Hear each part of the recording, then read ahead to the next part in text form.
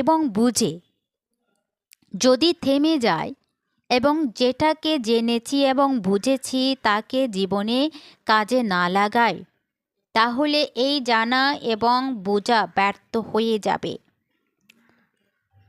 শুধু বুদ্ধিবিলাস এবং শুধু অহংকার কেবল কসরত করা মাত্র।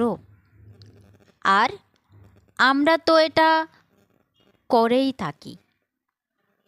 ধার্মিক এবং দার্শনিক সিদ্ধান্তসমূহের বাদবিবাদ, চর্চা, পরিচর্চা, খণ্ডন, মণ্ডন, তর্ক, বিতর্ক, ব্যঞ্জনা, বিশ্লেষণ, বোঝা বোঝানো, শোনা শোনানো, পড়া পড়ানো, লেখা লেখানো এবং বলা বলানোতেই আমরা নিজেদের সারা জীবন কাটিয়ে ফেলি। এবং এটাই দুর্ভাগ্য যে এতেই নিজেদের জীবনের সাফল্য বলে মনে করি। নিজের ধর্ম জিজ্ঞাসা পূর্ণ করা তথা বৌদ্ধিক স্তরে উপলব্ধ ধর্মজ্ঞানকে জটিল ভাষায় ব্যক্ত করার ক্ষমতা লাভ করার মধ্যেই আমাদের পরম তুষ্টি হয়ে থাকে। এই সন্তুষ্টিকেই আমরা জীবনের অন্তিম লক্ষ্য বলে মনে করি।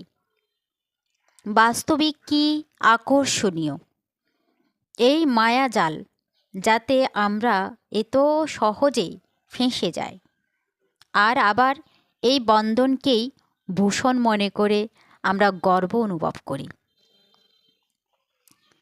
ধর্মের যথার্থ মূল্যায়ন। ধর্মের যথার্থ মূল্যাঙ্কন করতে শিখুন।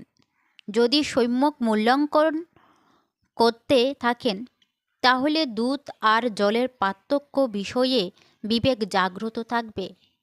ধর্মপথে চলার পক্ষে নিজের সঠিক মাপকাঠি বজায় রাখতে পারবেন। অন্যথা ধর্মের কোনো এক অঙ্গ প্রয়োজনের অধিক গুরুত্ব পেয়ে ধর্ম শরীরের সর্বাঙ্গীন উন্নতিতে বাধা সৃষ্টি করবে। সম্যক দৃষ্টি হলো এটাই যে যার যতটা মূল্য তাকে ততটা গুরুত্ব দেয়া, বেশিও নয় কমও নয়। কাক,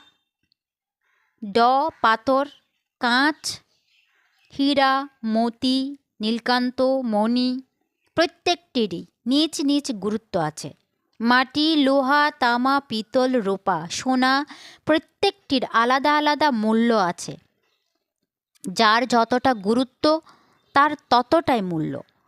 বাস্তব ক্ষেত্রে কাঁচ আর হীরা, মাটি আর সোনার